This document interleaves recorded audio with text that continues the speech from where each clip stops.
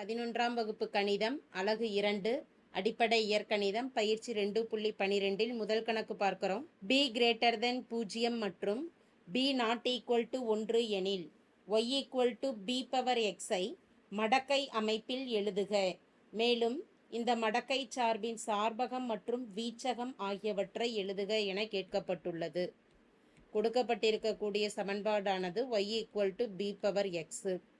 இதை மடக்கை அமைப்பின் எழுதுவதற்கு இருபுறமும் மடக்கை எடுக்கலாம். சமன்பாட்டின் இருபுறமும் மடக்கை என்பது லாக் எடுக்கிறோம். இருபுறமும் லாக் எடுக்க அப்படி மடக்கை எடுக்கிறப்ப இடதுபுறம் லாக் y ஈக்குவல் டு வலதுபுறமானது log b power x log b power x. இப்போ இந்த நம்ம இங்கே அடிமானத்தில் எந்த மதிப்பு இல்லைன்னா இங்கே b இருக்கிறதா அர்த்தம். அடுக்கில் இருக்கக்கூடிய மதிப்பை உள்ளார கொண்டு வரும். அடுக்கில் இருக்கக்கூடிய என்ன நிபந்தனையை பயன்படுத்த போகிறோம் அப்படின்னா log அடிமானத்தில் A X power R என்ன இருந்ததுன்னா ஆர் லாகு ஏ எக்ஸ்ன்னு எழுதிக்கலாம். அடுக்கில் இருக்கக்கூடிய எண்ணை முன்னாடி கொண்டு வரலாம். இந்த நிபந்தனையை பயன்படுத்துகிறப்ப இதுலையும் நம்ம அடிமான மதிப்பு இடதுபுறமும் என்ன இருக்கிற மாதிரி எடுத்துக்கிறோம், பின்னு எடுக்கிறோம். அப்போ லாகு பிஒய் ஈக்குவல் டு அடுக்கு முன்னாடி வரப்போ எக்ஸு லாக் பின்னு கிடைக்கும்.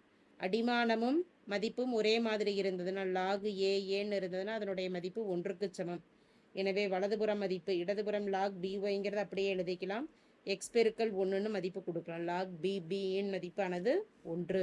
இப்போ லாக் பிஒய் ஈக்குவல் டு எக்ஸ்ன்னு இருக்கும். எக்ஸ் ஈக்குவல் டு சமன்பாடை மாற்றி எழுதிக்கலாம். X equal to log BY. மடக்கை அமைப்பில் எழுதியாச்சு.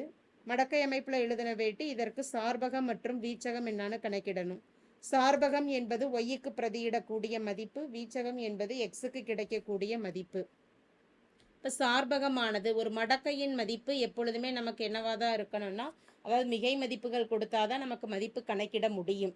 மடக்கையில் மிகை மதிப்புகள் இருந்தால் தான் மதிப்பு கணக்கிட முடியும். எதிர்குறியானது ஏற்புடையதாக அமையாது. எனவே சார்பகத்தின் மதிப்பானது மிகை மதிப்புன்னா பூஜ்ஜியமும் கொடுக்கக்கூடாது. பூஜ்ஜியம்னு லாக் பூஜ்ஜியமாக இருந்ததுன்னா மதிப்பு இன்ஃபினிட்டின்னு வந்துடும். அப்போ பூஜ்ஜியமும் பிரதியிடக்கூடாது. பூஜ்ஜியத்தை விட அதிகமாக இன்ஃபினிட்டி வரைக்கும் பாசிட்டிவ் நம்பர் ப்ளஸ் இன்ஃபினிட்டி வரைக்கும் நம்ம எடுத்துக்கலாம். இது சார்பகத்தின் மதிப்பு. அப்போ வீச்சகத்துக்கு கிடைக்கக்கூடிய அதாவது எக்ஸுக்கு கிடைக்கக்கூடிய மதிப்புகள் என்னென்ன அப்படின்னு பார்த்துட்டோம்னா எக்ஸுக்கு கிடைக்கக்கூடிய மதிப்புகள் மடக்கையின் மதிப்பானது எதிர்குறியாகவும் இருக்கலாம், மைனஸ் குறியாகவும் கிடைக்கலாம், ப்ளஸ் குறியாகவும் கிடைக்கலாம். எனவே வீச்சகத்தின் மதிப்பானது மைனஸ் இன்ஃபினிட்டி ப்ளஸ் இன்ஃபினிட்டி ஆகும். தேங்க்யூ.